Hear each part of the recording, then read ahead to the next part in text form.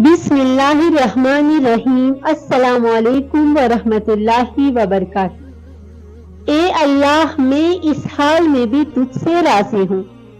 ایک بزرگ فرماتے ہیں کہ میں ایک دفعہ کعبۃ اللہ کا طواف کر رہا تھا۔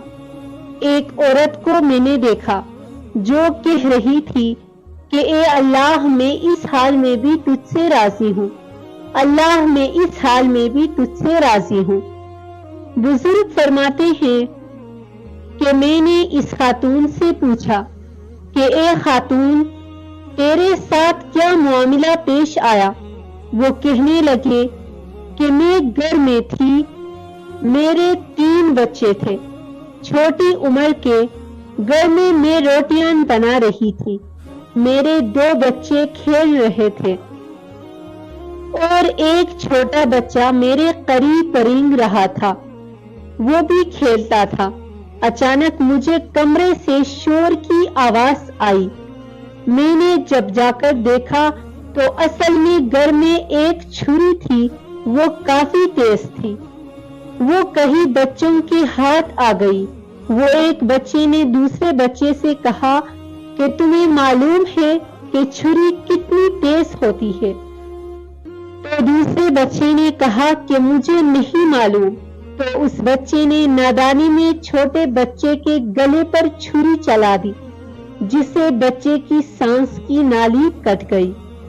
بچہ تڑپنے لگا تو اس کا بھائی بھی پریشان کہ کیا ہو گیا۔ عورت نے کہا کہ جب میں وہاں پہنچی تو دیکھا کہ میرا بیٹا آخری سانسیں لے رہا تھا۔ میں نے اس کی لاش اٹھائی اور صحن میں پڑی چارپائی پر ڈال دی۔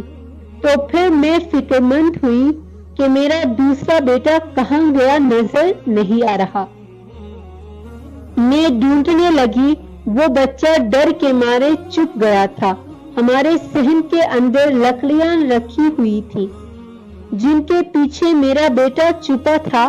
جب میں نے وہاں دیکھا تو وہاں پر ایک سانپ تھا جس نے اس بچے کو کاٹا اور وہ بچہ بھی وہاں مرا پڑا تھا۔ کہنے لگی کہ میں اس کی لاش اٹھا کر لے آئی اور اس کو صحن میں چارپائی پر پڑی بچے کی لاش کے ساتھ لوٹا دیا، جس کے بعد میں نے محسوس کیا کہ میرا تیسرا بیٹا جو چھوٹا تھا وہ کھیل رہا تھا۔ جب میں قریب گئی اور دیکھا تو چھوٹا بچہ تندور میں گرا پڑا تھا۔ میں نے اس کی جلی ہوئی ناش نکالی، 3 بچوں کو لٹایا، ان کو نہلایا، ان کو کفن پہنایا اور میں عمرہ کرنے آ گئی۔